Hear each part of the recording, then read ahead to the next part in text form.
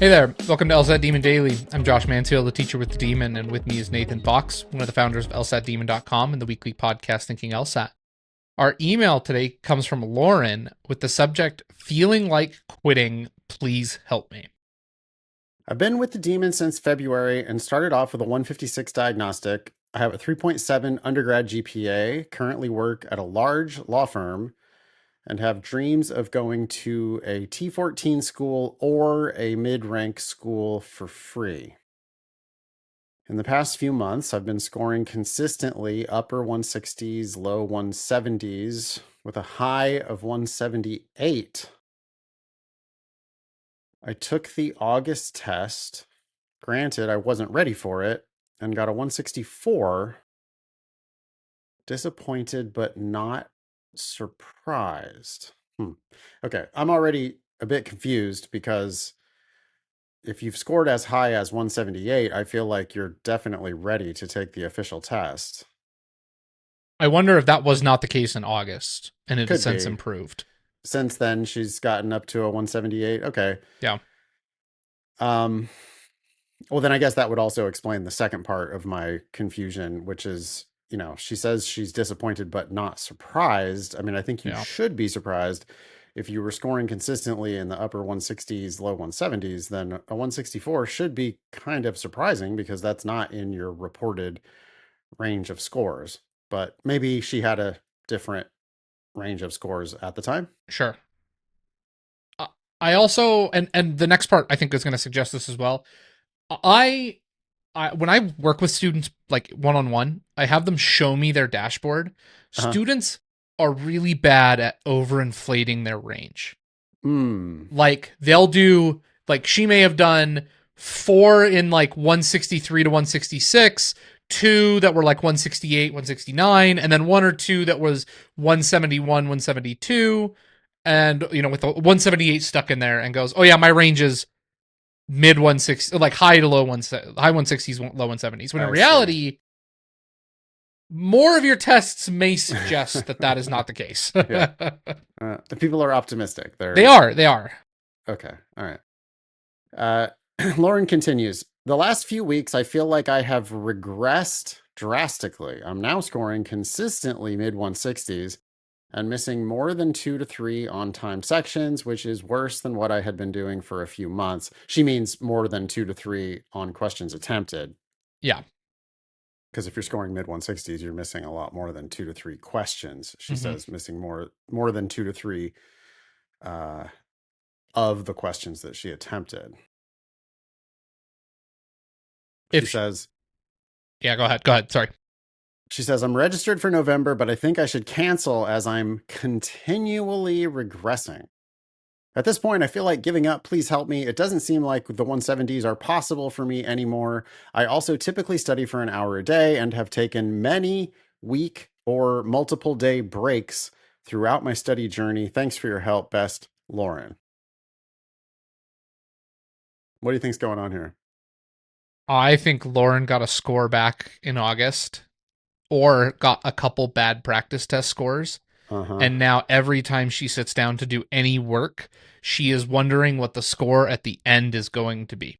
Mm-hmm. Whether it's a time section and how many she's missed, whether it's a practice test and the actual score at the end, Mm-hmm. she sits down thinking about that number that will pop up at the end. Mm-hmm. And she is underperforming because of it. And she's not getting any better because she's not learning from her mistakes because that's not what she's focused on. Mm-hmm. Yeah, and she's not focused on just accuracy, right? Mm-hmm. She's focused Mm-hmm. on the score. Sometimes people get one like unexpectedly high score, like a 178 here, Mm-hmm. and then forever try to replicate that. Yeah. Where it's like, oh, well, in order to get a 178, I mean, I have to finish the sections. But then now she's missing 5 or 6. She says more than 2 or 3, whatever that means.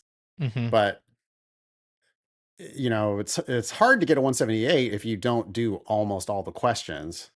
She could have done too many questions, got a little bit lucky, or got a lot lucky, Mm-hmm. and got her 178 when her real level is more like 170. It's And not that and hard to go from 170 to 178. if you What get it lucky on a bunch of 50-50s. what it could have even been is that one week she gets a little bit lucky, does everything, only misses 2 per section, goes, wow, I'm doing really well. And then gets a little bit lucky and hits a 178 because those 50-50s break her way. And now, because, we say if she's missing 2, then that means she didn't understand 4. She's having 4 to 5 go against her. And now she's spiraling because she saw that lucky and thought, oh, I should be finishing the section. I should only be missing 2. And, Yeah. and that's contributing as well. Yeah. I think there's a clear solution, which is just, yeah, you're registered for November. I would keep the option to take it in November Yep. because you already paid for it. At this point, all you have is an option on November. Yep. If you withdraw now, you just don't have the option anymore. You're not going to get a refund. You could withdraw the day before the November test. I would keep the option because that option has some value. I mean, $248, right? Worth of value. And as far as your studying is concerned, Lauren, you should do fewer full tests. You should do drilling and time sections, and you should focus on accuracy only. Um, you say you're missing more than 2 to 3 of the ones you attempted. Well, then it's clear that you're just doing too many questions. You're not taking the time to actually solve those questions. You're shooting for the moon and blowing up on the launch pad.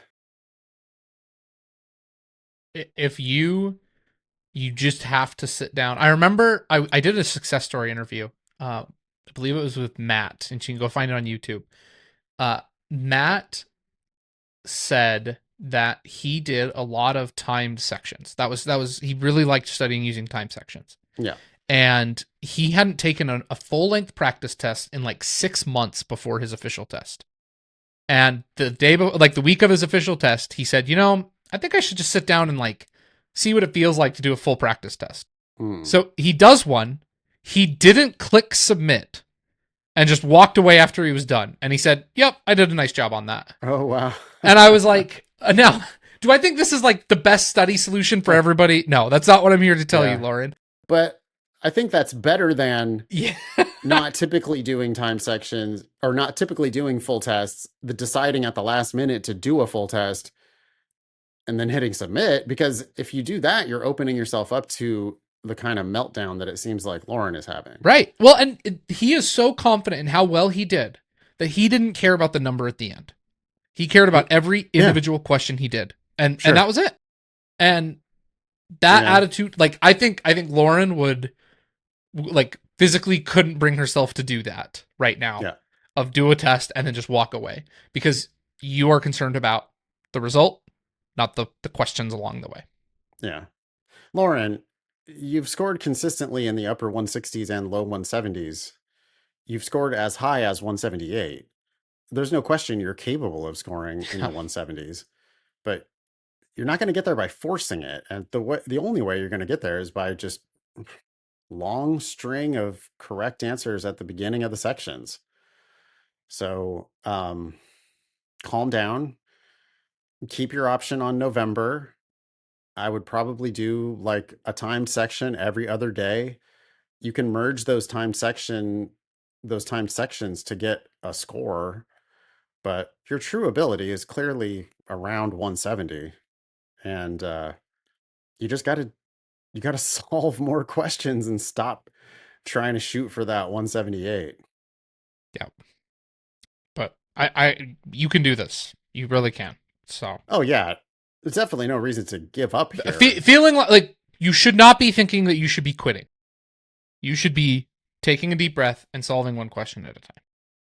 Yeah, and with a 156 diagnostic, of course you're going to eventually end up scoring in the 170s. I've never met anybody who had a 156 diagnostic who didn't eventually score that high. Mm-hmm. But you're just, maybe you're trying to rush it. You're trying to force your timelines. It's weird that you took the August test, but then didn't take September, October. Yeah. Now we're thinking November. People put way too much weight on any one test, right? I mean, that's the first thing you said was like, I think she took the test in August. She got a 164 and she freaked out. No. and, try to do everything different. It's like, okay, let's go back to basics. Don't take tests that your practice tests don't indicate you're ready for. Once your practice tests indicate you're ready, don't give too much weight to the results of any one official test. Like, it's your overall big picture practice record, including those official tests, that really matters. Mm-hmm.